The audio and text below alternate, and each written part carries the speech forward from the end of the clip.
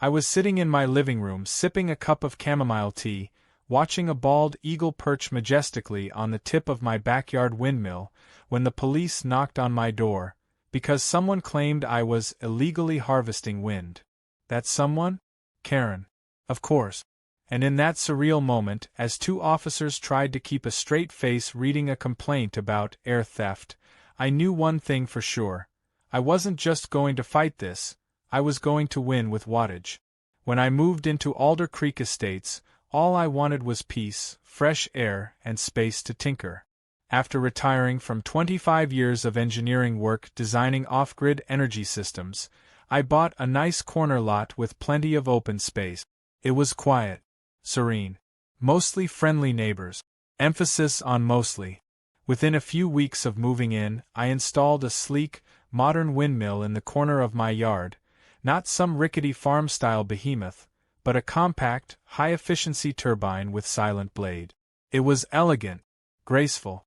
It made me smile every morning, and it saved me a fortune on my electric bills. The windmill was fully permitted, state-certified, and installed to code. I even made sure to match the color with the HOA's preferred, natural tones. But on day 3 of its operation, the neighborhood's self-proclaimed sheriff showed up, clipboard in one hand, phone in the other.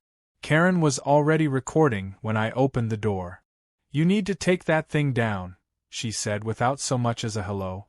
"Nice to meet you too," I said, blinking in surprise. "What thing?" She pointed dramatically over her shoulder like she was calling in a drone strike. "That ugly monstrosity. You mean the clean energy source that doesn't emit CO2? Karen stared at me like I'd spoken Martian. "This neighborhood has standards. You can't just build whatever you want. It disrupts the ambience." "Ambience?" I asked. "Karen, it's quiet. It powers my home. It's saving the planet." "You didn't get HOA approval," she snapped. "I didn't need it. The state law overrides HOA restrictions for renewable energy installations." I checked. Twice. Karen blinked like I'd insulted her ancestors. "We'll see about that." She left in a huff, and I chuckled, thinking that would be the end of it. Rookie mistake. The next morning, I got my first HOA violation notice. Allegedly, the windmill violated visual harmony guidelines. Then came a second complaint, unauthorized land modification. The third was a gem, mechanical disturbance affecting airflow aesthetics. That's when I realized this wasn't about the windmill. It was about control. Karen ramped things up fast. She went door to door convincing neighbors that my windmill would drop property values and ruin the neighborhood's appeal. She circulated a flyer featuring a photoshopped image of my turbine looking like a rusty metal monster with lightning bolts shooting from it. I kid you not, it looked like a Godzilla villain. But the real kicker? The HOA held a board meeting about unsanctioned structures and conveniently forgot to inform me. They passed a vote to fine me $500 per day retroactively, starting from the day the blades first spun. I appealed immediately. Sent registered letters. Emailed every HOA member. I even printed out a poster-sized image of the state law guaranteeing my right to install renewable energy systems. It didn't matter. My appeal disappeared into the HOA void, never acknowledged, never voted on. Karen told neighbors I refused to comply, and mocked the process. The woman literally weaponized bureaucracy. Then came the sabotage. First, someone egged the windmill. Then the wiring got cut. Twice.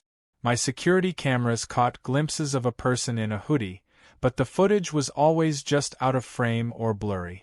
When I asked around, nobody saw a thing. Of course they didn't. And when I filed a police report, guess who showed up during the interview? Karen, with a plate of cookies for the officers and a cheery, fake, "I hope everything's okay." The next morning, I found my windmill surrounded by a massive blue plastic tarp strung up between poles in Karen's yard. It completely blocked the view of the sky from my kitchen window, and hers. She had installed an ugly, flapping wall just to spite me. The irony? It made the neighborhood look like a construction site. but she claimed it was her privacy shield. At that point, most folks would have given up. Or maybe tried to reason with her. But I'm not most folks.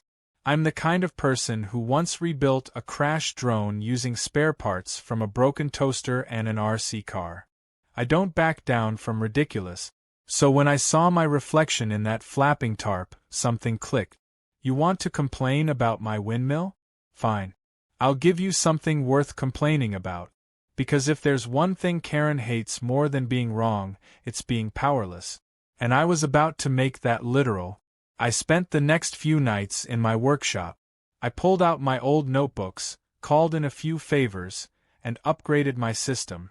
What had started as a modest backyard windmill became the nucleus of something far more potent, a private microgrid.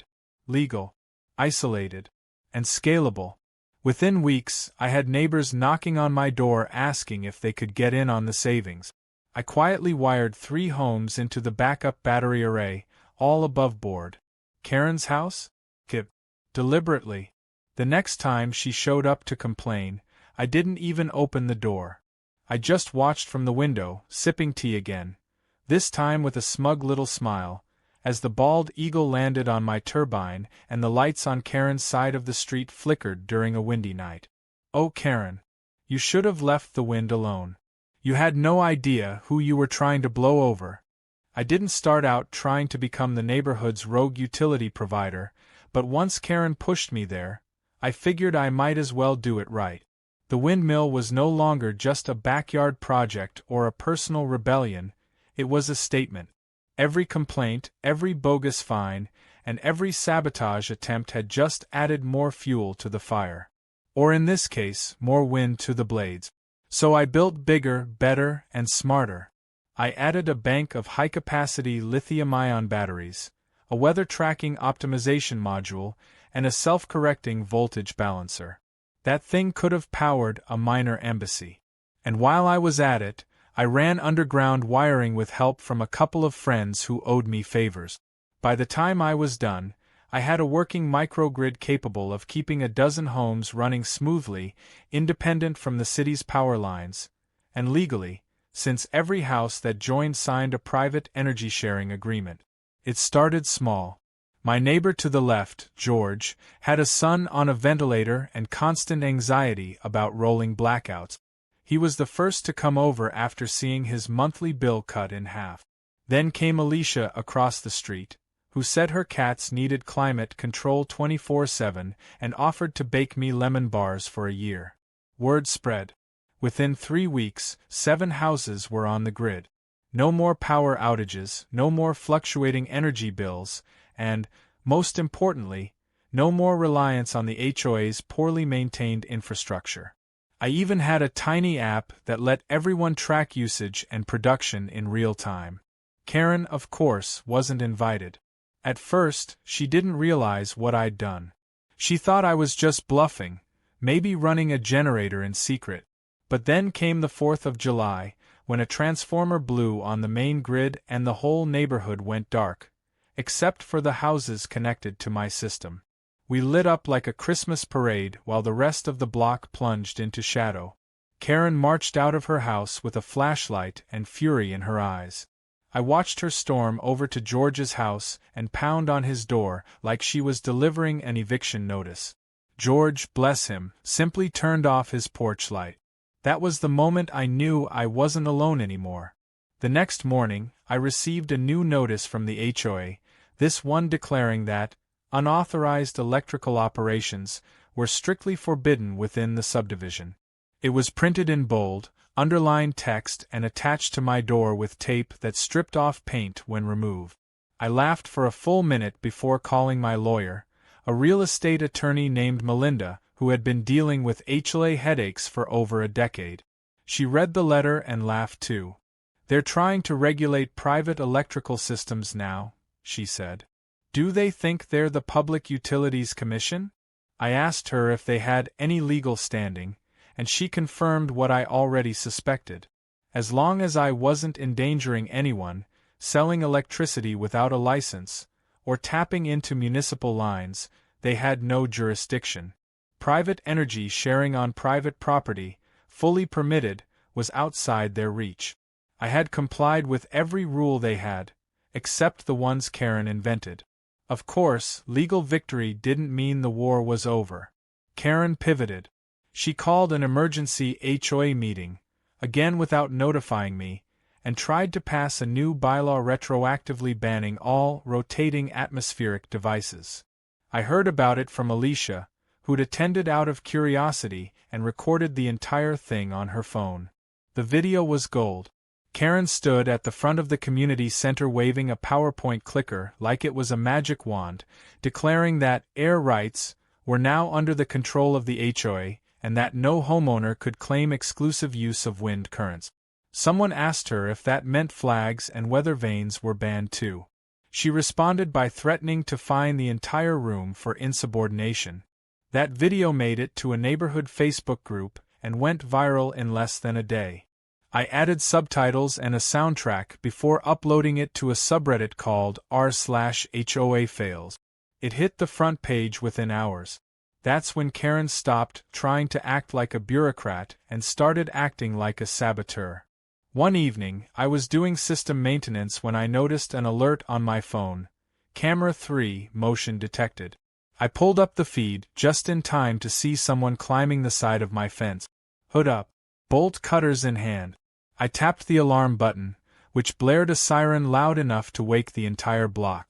The intruder fled, but not before getting caught in the spotlight and tripping over my freshly installed "Please don't die on my lawn" sign.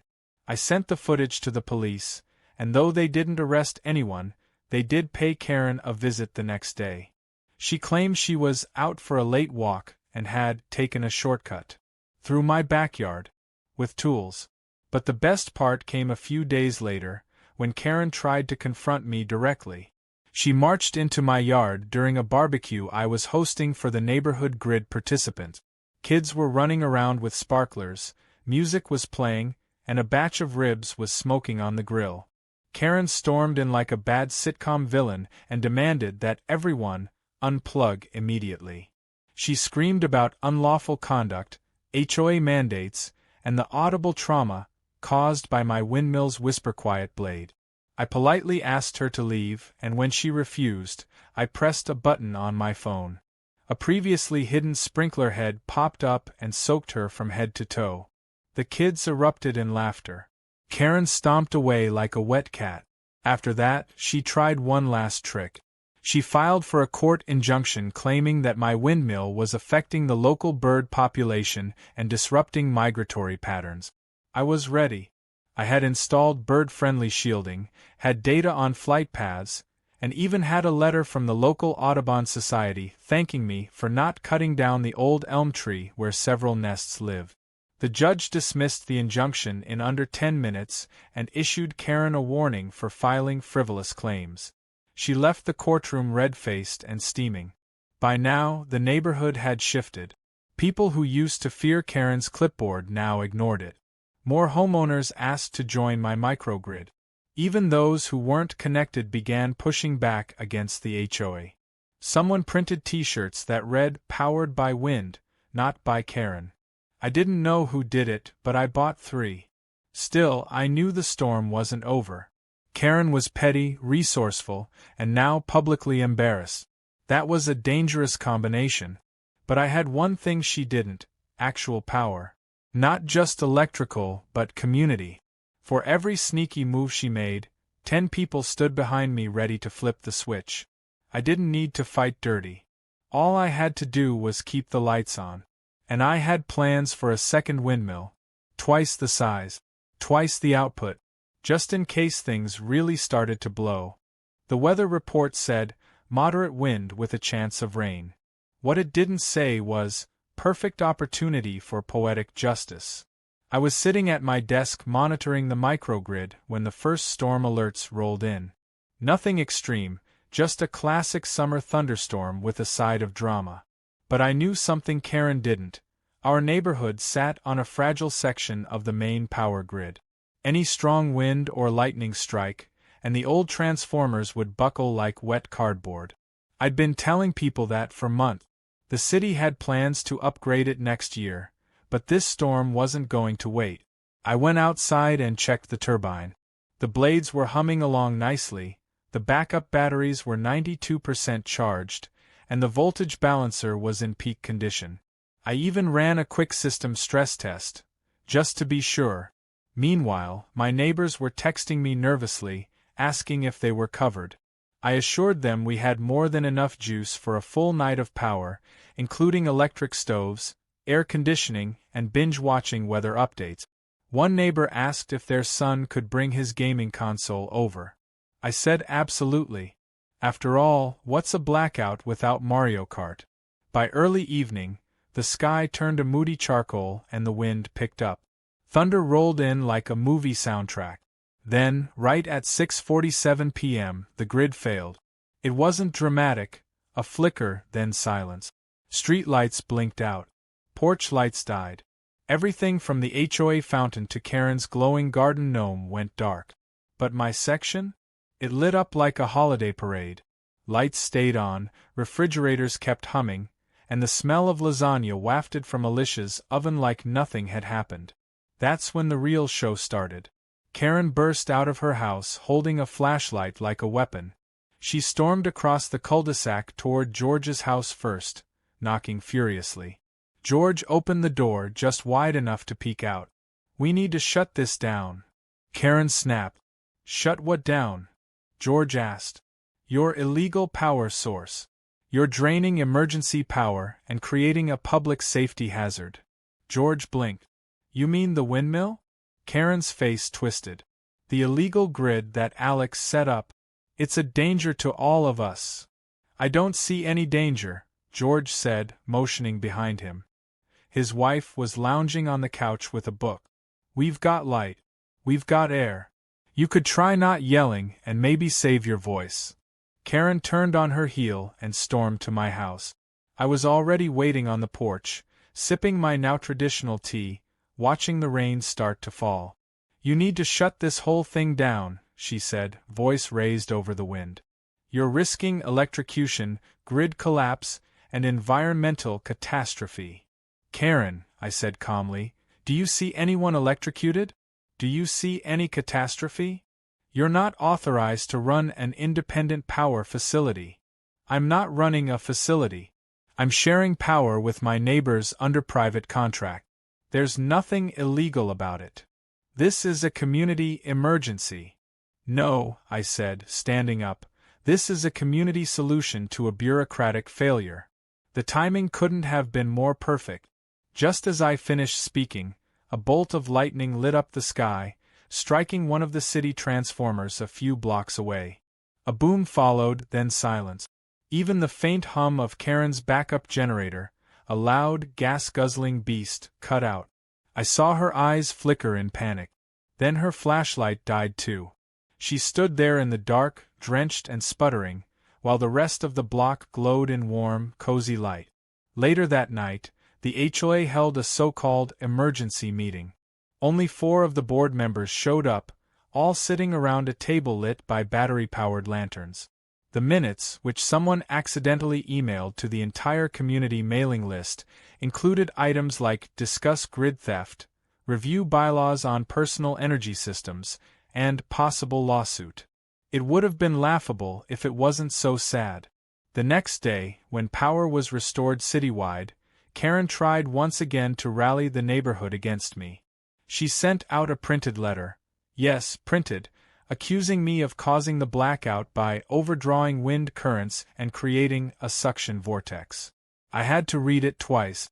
A suction vortex. I couldn't tell if she thought I was building a wind tunnel or a black hole.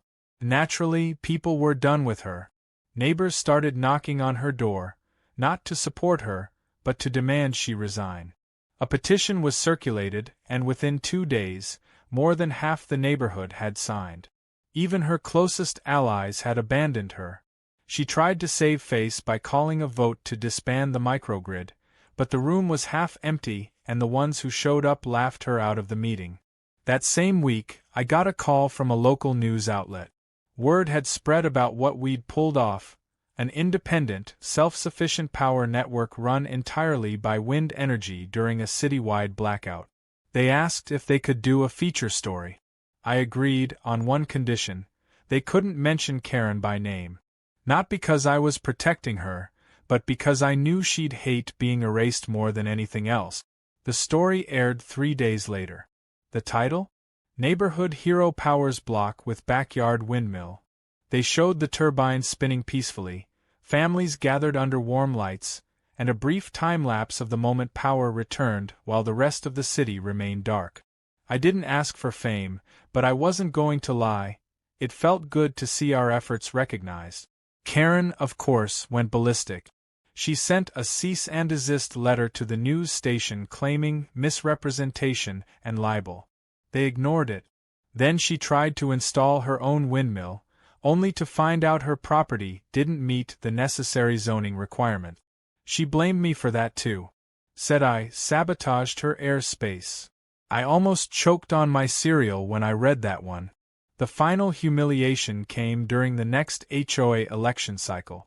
A quiet but determined group of residents decided enough was enough. They formed a coalition, ran for every position, and swept the board. Karen tried to run for re-election, but she got a total of 3 votes. Hers, her husband's, and one confused neighbor who thought she was voting for a dog-walking schedule. The new board's first act? Remove all retroactive fines issued under the Windmill bylaws, refund anyone Karen had penalized, and install a permanent protection clause for clean energy initiatives. The second act? Rename the HOA newsletter from The Community Courier to Winds of Change. That was my idea. By the end of the month, I'd connected 5 more homes to the microgrid, expanded the battery bank, and started prototyping a second windmill design with even better storage efficiency. The community had become more than a group of homes. It became a network, a support system, a shared vision of independence and collaboration. Karen, meanwhile, still lived on the block, still glared at everyone from behind her shutters, still refused to look in the direction of my windmill. Her yard was darker, colder, and lonelier than ever. No one dropped off cookies. No kids cut through her lawn. Her privacy tarp, long since weather-damaged and sagging, still flapped against the fence like a tired flag of defeat. She thought she could block the wind. She didn't realize it would carry the whole neighborhood forward instead. By the time the fallout began, Karen's grip on the neighborhood had already crumbled into dust. But that didn't mean she was done flailing. No, she was still swinging like someone who hadn't realized the fight was over and the audience had gone home. After the blackout fiasco and the televised segment, I thought maybe she'd retreat quietly. Maybe even leave. But I underestimated just how deep her need for control went. Losing wasn't enough, she needed a target to blame. And I was right in her crosshairs. The first sign came in the form of a thick envelope dropped in my mailbox. No postage, hand-delivered. Inside was a lawsuit. Karen, personally and on behalf of the HOA, was suing me for unlawful energy distribution, community endangerment, and, my personal favorite, emotional damages due to wind aggression. I read the document 3 times, partly because it was so absurd and partly because I was fascinated by the creative nonsense her lawyer had cooked up. I called Melinda, my attorney, and read it to her over speakerphone. She laughed so hard she had to put her coffee down. We filed a motion to dismiss the same week. It wasn't even difficult. Karen had no standing, no evidence, and no legal claim. But she showed up in court wearing a blazer with giant shoulder pads and a look of steely self-righteousness, ready for what she thought would be her big moment. When the judge asked her to explain how I had caused a hostile atmospheric environment, she launched into a monologue about unnatural airflow patterns, spinning blades of menace, and the spiritual disruption of wind-based vibrations. The judge stared at her for a solid 10 seconds before simply saying, "Case dismissed." Karen tried to object, citing emotional erosion, whatever that meant, but was promptly told to sit down. The dismissal wasn't the end, though. It was the beginning of something far more entertaining. During the discovery process, Melinda had been combing through the HOA's communications, looking for anything related to my windmill. What she found instead was a treasure trove of scandal. Emails between Karen and a local developer revealed that she had been quietly trying to sell off a strip of HOA-owned green space, land that was supposed to be preserved for community gardens and walking trails. In exchange, she was to receive a consulting fee, along with a reserved condo in the proposed development. It got worse. Financial records showed thousands in HOA funds spent on mysterious administrative reimbursements, aesthetic consulting, and an expense labeled Urban Tranquility Study, which turned out to be her spa weekend in Sedona.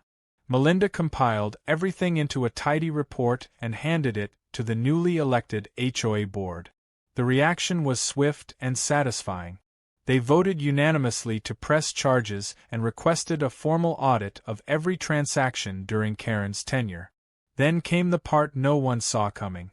Apparently, Karen hadn't declared those consulting fees on her taxes. Once word of the audit spread, someone tipped off the IRS. Within weeks, she was under federal investigation. It turned out the same tactics she'd used on me: paperwork manipulation, hidden meetings, pressure through fake rules, were part of a much bigger pattern. Her name popped up in a zoning board complaint in a neighboring community, where she'd also served as HOA president for 2 years before mysteriously resigning. The news hit the local circuit hard.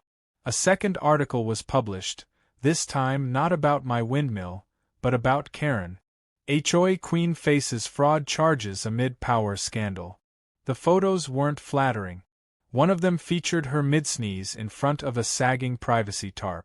I didn't post that one, but I didn't stop anyone else either. Now Karen wasn't just isolated, she was radioactive. Neighbors crossed the street to avoid her. Contractors refused to work on her house.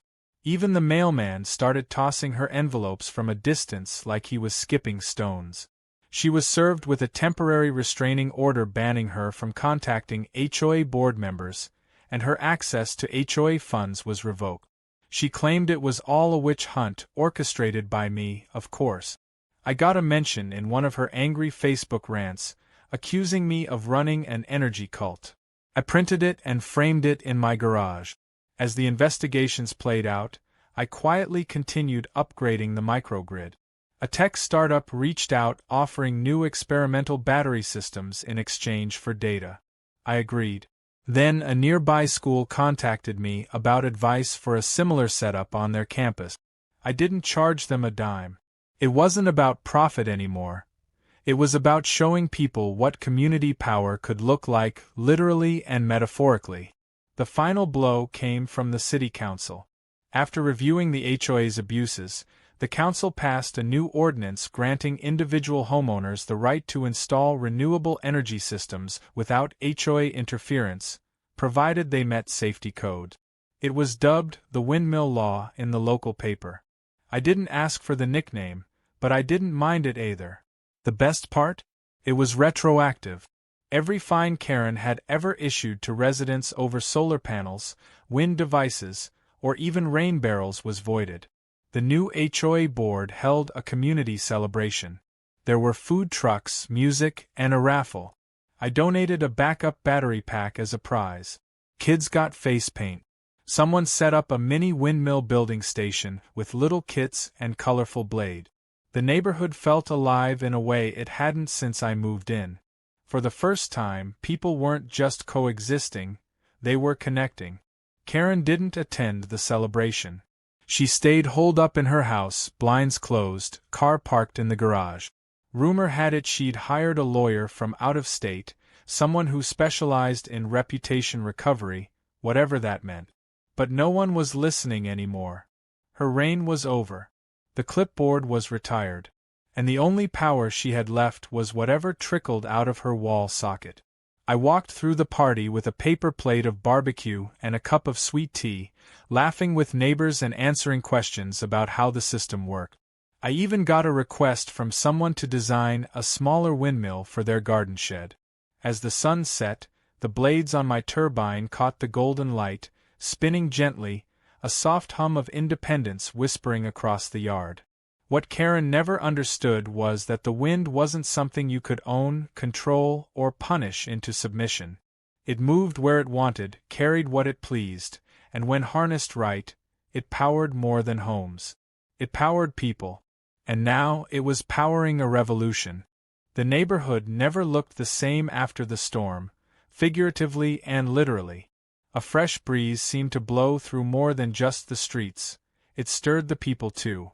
The community felt lighter, freer. Lawns still got mowed, mailboxes still got bills, and dogs still barked at squirrels, but the air carried something else now: unity. Without Karen lording over the block with her laminated bylaws and passive-aggressive newsletters, people finally had room to breathe. A few weeks after the celebration, the newly elected HOA board introduced a program encouraging residents to explore clean energy options. The same HOA that once fined someone for painting their garage door the wrong shade of beige was now offering solar consultations and helping fund small wind systems with leftover community budget money Karen had tried to hoard for herself. The irony didn't escape anyone. I was voted onto the board, too. Not because I asked for it. Honestly, I didn't want to spend another minute debating hedge heights, but people insisted. They said I brought solutions instead of complaints, that I'd turned a petty war into a neighborhood-wide improvement. At the very first meeting, someone proposed adding language to the HOA charter protecting all renewable energy initiatives from future interference. It passed unanimously. One of the other board members leaned over and whispered that we should call it the Karen Clause. I told him no, call it the Freedom from Clipboard Rule. Karen, unsurprisingly, refused to accept any of it. She didn't attend meetings, ignored all invitations, and when she did communicate, it was through vague legal threats or scrawled notes left on people's doors. Her lawn turned brown. Her porch light stayed off. Eventually, the only thing she kept running with regularity was her mouth online. A blog surfaced that many suspected she authored, under the name Truth in HOA, which was essentially a rambling collection of conspiracy theories, accusations of wind-based mind control, and oddly detailed reviews of microwave dinners. No one commented. No one shared the link. Around the same time, a documentary crew reached out to the HOA board. They were filming a new series about HOA horror stories across the country and wanted to feature Alder Creek Estate. The producer promised anonymity for anyone who wanted it, but once people heard the angle, communities fighting back against overreaching HOA tyrants, they signed up eagerly. I was hesitant at first, but when I found out Karen had already contacted them to set the record straight, I knew I had to speak up. I wasn't going to let her twist the truth one more time. Filming took 2 weeks. The crew interviewed a dozen neighbors, filmed sweeping drone shots of the windmill, and even animated a timeline showing how the microgrid came together during the blackout. When the episode aired, the response was overwhelming. People from across the country emailed me, asking how to build their own systems. Some wanted advice, others just wanted to say thank you. A retired teacher from Arizona said watching our story made her cry. A family in Florida said they were inspired to stand up to their HOA's nonsensical restrictions. The episode went viral. My windmill had a fanbase. Then came the final twist, one so poetic I couldn't have scripted it better. A few weeks after the documentary aired, a major clean energy company reached out. They'd seen the episode, researched the microgrid, and realized I'd inadvertently built a functioning prototype of a system they were trying to design in-house. They wanted to partner with me. Not only that, they wanted to license my design for a pilot program in similar neighborhoods across the state. They offered to buy the system, expand it, and keep me on as a consultant. I wasn't just the guy with the windmill anymore. I was now the lead advisor on a growing clean energy initiative. I accepted the offer not just because it was generous, but because it felt right. I wasn't interested in climbing any corporate ladders or wearing suits to boardrooms. But if I could help more people gain energy independence while sidestepping the red tape of overzealous HOAs, then I was in. The company retrofitted my original turbine, added more batteries, and upgraded the app to include usage tracking, outage alerts, and an option to share surplus energy with local schools and shelters. Alder Creek became the flagship community. We even got mentioned on the city's website as a model neighborhood for sustainable living. A councilman showed up with a plaque and a handshake. Karen, naturally, had to find some way to feel relevant. She started hosting what she called HOA Freedom Forums in her driveway, where she set up a single folding chair, a table with printed pamphlets, and a sign that read, "Say no to turbine tyranny." Nobody attended. One day a raccoon sat in the chair and rifled through the papers. Someone took a picture, and it ended up as the banner image for a parody Facebook group called Winds of Karen. She had finally become the punchline she always feared she was. Months later, I walked past her house while taking my dog out. Her windows were open, the first time I'd seen that in almost a year. The wind was picking up again, a steady breeze flowing through the trees.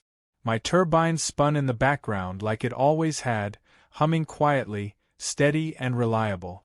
For a moment I thought she might finally be letting go. But then I saw her tug the blinds shut and close the windows. Still fighting the wind. Still losing. As I stood there, I thought about everything that had happened, the battles, the lawsuits, the sabotage, the pettiness. I remembered the early days, when I just wanted to harness a little wind and save on energy bills. I didn't plan to spark a rebellion. I didn't expect to become a symbol of resistance or be featured in documentaries. But here I was, the guy who powered a neighborhood, took down a tyrant, and proved that you don't need to yell to be heard, you just need to let the wind speak for you. The turbine kept spinning. The lights stayed on. And the neighborhood, for the first time in a long time, was finally at peace.